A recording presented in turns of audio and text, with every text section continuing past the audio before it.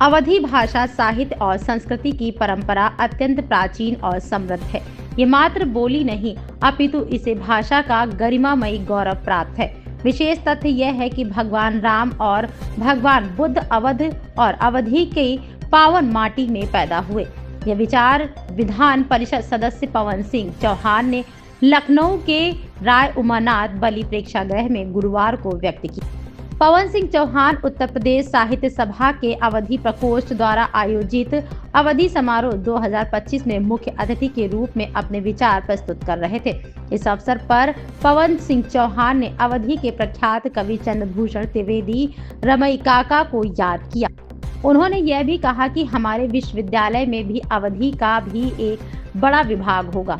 कार्यक्रम में ख्वाजा मोइनुद्दीन चिश्ती भाषा विश्वविद्यालय की अवधी पीठ के समन्वयक डॉक्टर नीरज शुक्ला भी मौजूद थे। समारोह की अध्यक्षता कर रही पद्मश्री विद्या बिंदु सिंह ने इस अवसर पर विमोचित अवधी शोध ग्रंथ अवध अवधी विविध संदर्भ के विषय में बोलते हुए कहा कि डॉक्टर राम बहादुर मिश्र नैसर्गिक प्रतिभा संपन्न एक ऐसा अवधी साहित्य साधक हैं जिनकी समूची कर्तव्य तल्लीनता सिर्फ और सिर्फ अवधी को समर्पित है। वस्तुतः डॉक्टर मिश्र अवधी के आंदोलन के ध्वजवाहक हैं।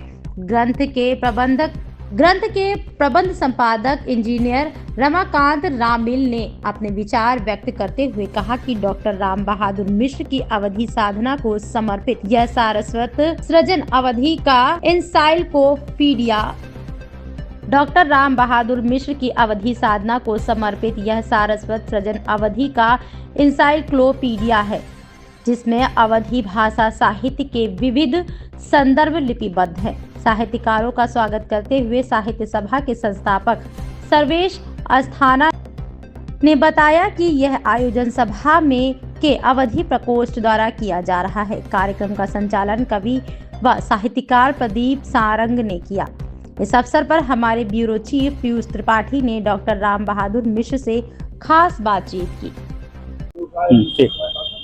नमस्कार, राष्ट्रीय प्रस्तावना मीडिया ग्रुप के चैनल आरपी न्यूज में आप सबका स्वागत है।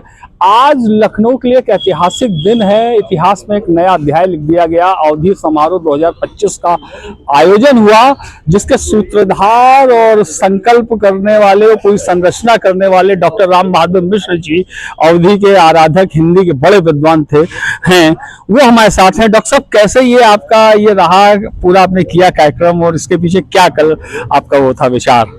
4.5 दशक से अवधी के क्षेत्र में मैं काम कर रहा हूँ जी। अवधी भाषा, साहित्य, संस्कृति जी, तो एक तरह से मेरा आंदोलन है। हाँ। और मुझे वो सब चीजें जो लगती हैं, जैसे पत्रिका निकालना, आयोजन करना, लोगों को सम्मानित करना और सब चीजें, लेकिन समग्र अवधी भाषी लोगों को जागरूक करने के लिए ऐसे आयोजनों की बहुत जरूरत है जी।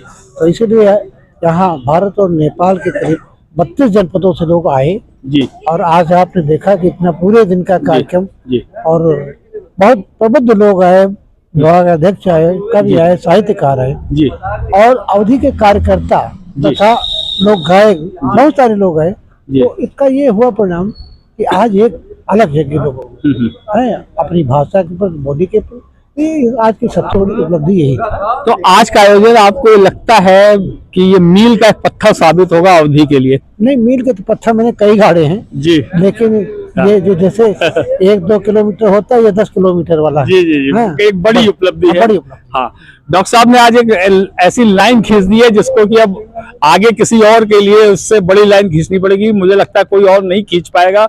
डॉक्टर साहब ही इसमें आगे कुछ और काम करेंगे, क्योंकि अवधी को लेकर बहुत उपलब्धियां लखनऊ को धीरे धीरे, जैसे केएमसी विश्वविद्यालय में अवधी पीठ की स्थापना हो गई है, और भी तमाम जगह अवधी के कोर्स चल रहे हैं, और एसआर यूनिवर्सिटी में अवधी का एक विशेष वो स्थापित होने वाला है। तो इस तरीके से देखा जाए तो अवधी धीरे धीरे अब और ज्यादा प्रगति की ओर बढ़ रही है, और हमारी युवा पीढ़ी भी धीरे धीरे उससे जुड़ रही है। डॉक्टर साहब, आपका बहुत बहुत धन्यवाद, और आज का कार्यक्रम बहुत सफल रहा, इसके लिए आपको बधाई और शुभकामनाएं। मैं पीयूष त्रिपाठी, आरपी न्यूज, लखनऊ।